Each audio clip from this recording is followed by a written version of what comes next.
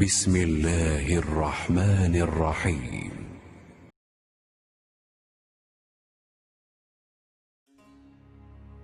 انس بن مالک رضی اللہ تعالی عنہ نے کہا کہ رسول اللہ صلی اللہ علیہ وسلم نے فرمایا، جس نے ہماری طرح نماز پڑھی اور ہماری طرح قبلے کی طرف منہ کیا اور ہمارے ذبیحہ کو کھایا تو وہ مسلمان ہے جس کے لیے اللہ اور اس کے رسول کی پناہ ہے، پس تم اللہ کے ساتھ اس کی دی ہوئی پناہ میں خیانت نہ کرو۔ صحیح بخاری حدیث نمبر 391۔ انس بن مالک رضی اللہ تعالی عنہ سے روایت ہے کہ رسول اللہ صلی اللہ علیہ وسلم نے فرمایا، مجھے حکم دیا گیا ہے کہ میں لوگوں کے ساتھ جنگ کروں یہاں تک کہ وہ لا الہ الا اللہ کہیں، پس جب وہ اس کا اقرار کر لیں اور ہماری طرح نماز پڑھنے لگیں اور ہمارے قبلے کی طرف نماز میں منہ کریں اور ہمارے ذبیحہ کو کھانے لگیں تو ان کا خون اور ان کے اموال ہم پر حرام ہو گئے مگر کسی حق کے بدلے، اور باطن میں ان کا حساب اللہ پر رہے گا۔ صحیح بخاری حدیث نمبر 392۔ میمون بن سیاح نے حضرت انس بن مالک رضی اللہ تعالی عنہ سے پوچھا کہ اے ابو حمزہ، آدمی کی جان اور مال پر زیادتی کو کیا چیزیں حرام کرتی ہیں؟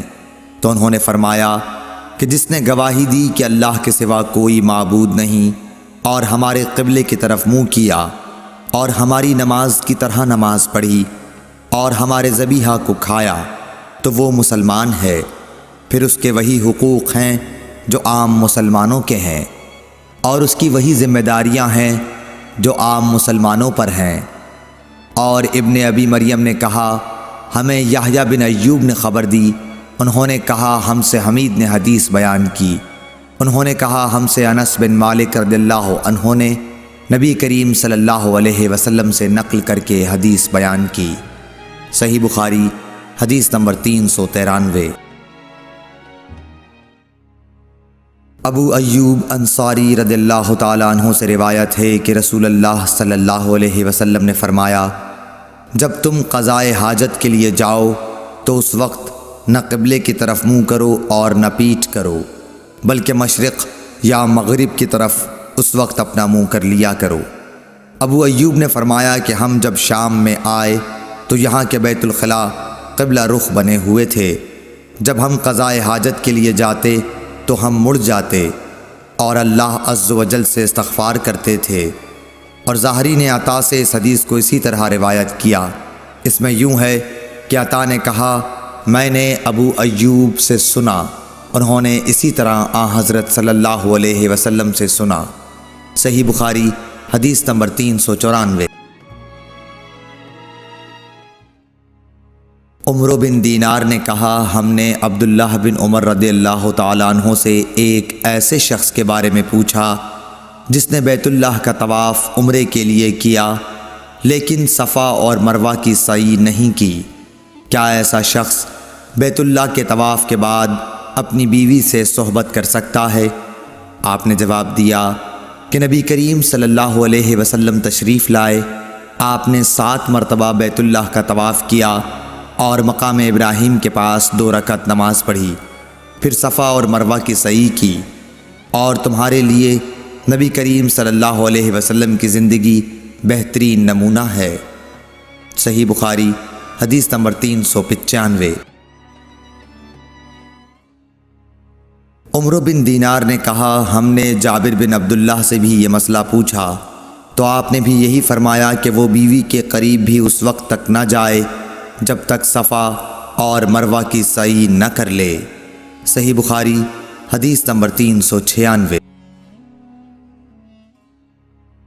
سیف بن ابی سلیمان نے کہا کہ میں نے مجاہد سے سنا، انہوں نے کہا کہ ابن عمر کی خدمت میں ایک آدمی آیا اور کہنے لگا، اے لو، یہ رسول اللہ صلی اللہ علیہ وسلم آن پہنچے اور آپ کعبے کے اندر داخل ہو گئے۔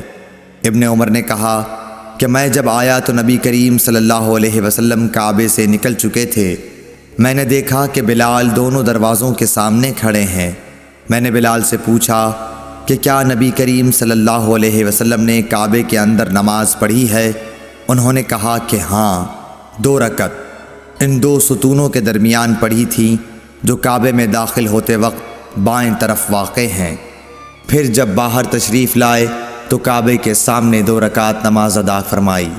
صحیح بخاری حدیث نمبر 397۔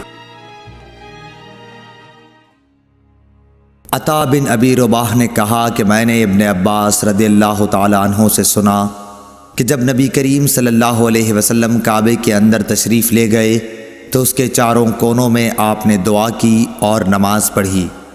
پھر جب باہر تشریف لائے تو 2 رکعت نماز کعبے کے سامنے پڑھی اور فرمایا کہ یہی قبلہ ہے۔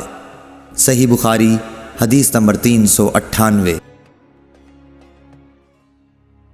حضرت برا بن عازب رضی اللہ تعالیٰ عنہ سے روایت ہے کہ نبی کریم صلی اللہ علیہ وسلم نے 16 یا 17 ماہ تک بیت المقدس کی طرف منہ کر کے نمازیں پڑھیں، اور رسول اللہ صلی اللہ علیہ وسلم دل سے چاہتے تھے کہ کعبے کی طرف منہ کر کے نماز پڑھیں۔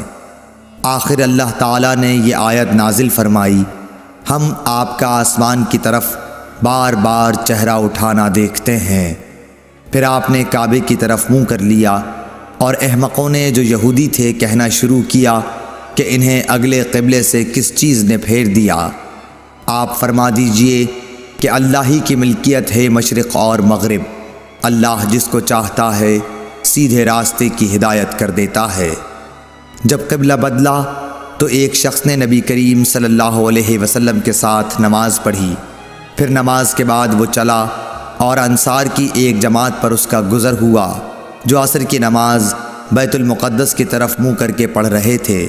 اس شخص نے کہا کہ میں گواہی دیتا ہوں کہ میں نے نبی کریم صلی اللہ علیہ وسلم کے ساتھ وہ نماز پڑھی ہے جس میں آپ نے موجودہ قبلہ کعبے کی طرف منہ کر کے نماز پڑھی ہے۔